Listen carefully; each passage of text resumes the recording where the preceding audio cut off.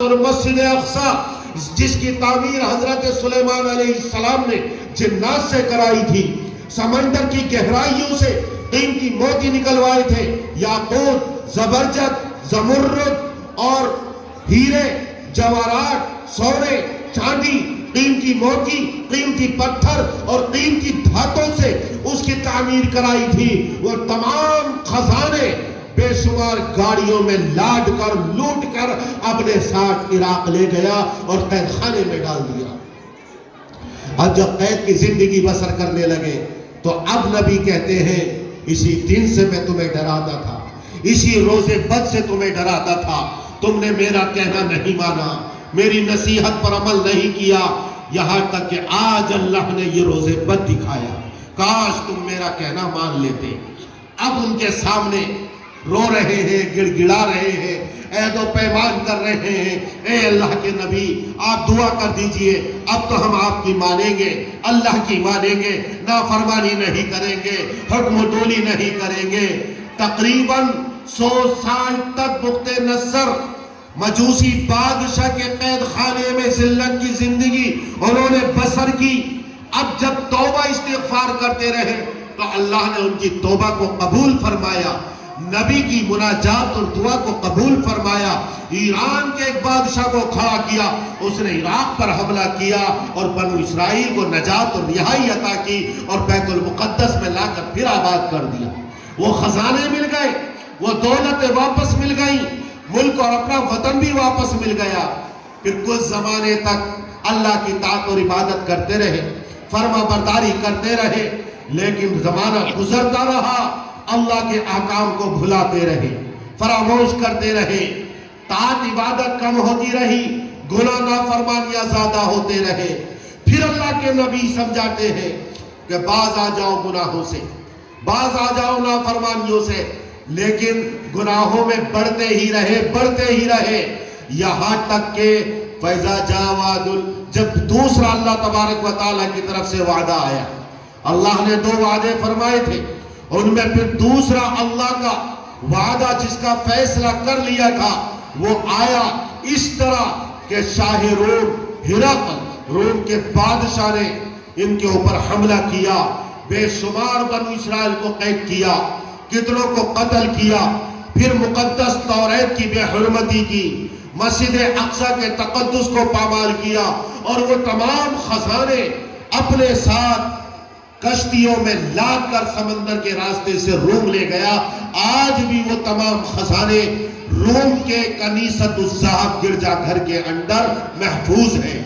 قرب قیامت میں جب حضرت مہدی تشریف لائیں گے اور روم کو فتح کریں گے تو وہ تمام خزانے کشتیوں میں لاد کر پھر بیت المقدس واپس لے کر آئیں گے،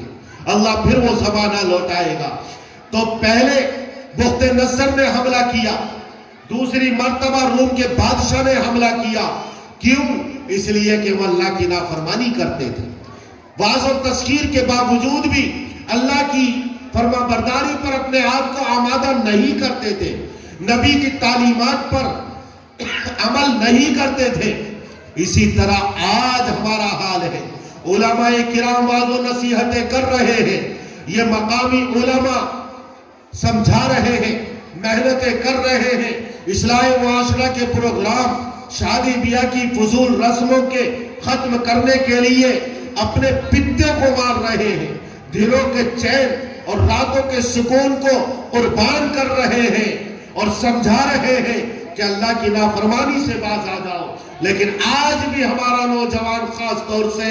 اللہ اور اللہ کے رسول کی ماننے کے لیے تیار نہیں۔ پھر کیا ہے؟ وہی ہو رہا ہے جس طرح بخت نصر اور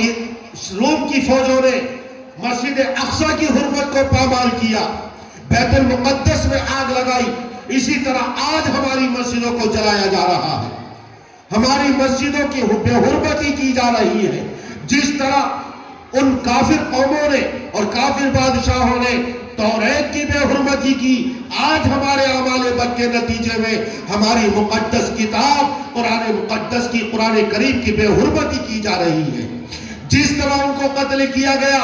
آج ہماری نافرمانیوں کے نتیجے میں ہمارے نوجوانوں کو، امت مسلمہ کو قتل کیا جا رہا ہے، جس طرح ان کو نافرمانی کے نتیجے میں قید کیا گیا، آج ہمارے نوجوانوں کو ناجائز بیجا الزامات لگا کر، ناجائز مقدمات دائر کر کے ان کے ہمیشہ کے لیے قید خانوں میں زندگی گزارنے پر، ایڑیاں رگڑنے پر مجبور کیا جا رہا ہے۔ حالات کو منطبق کرو، وَلَن تَجِدَ لِسُنَّتِ اللَّهِ تَبْدِيلًا، اللہ کے ضابطے میں، اللہ کے قانون میں کوئی تبدیلی نہیں ہے۔ جو پہلے قانون تھا آج بھی وہی ہے، قیامت تک وہی رہے گا۔ اگر پہلی قوم کو،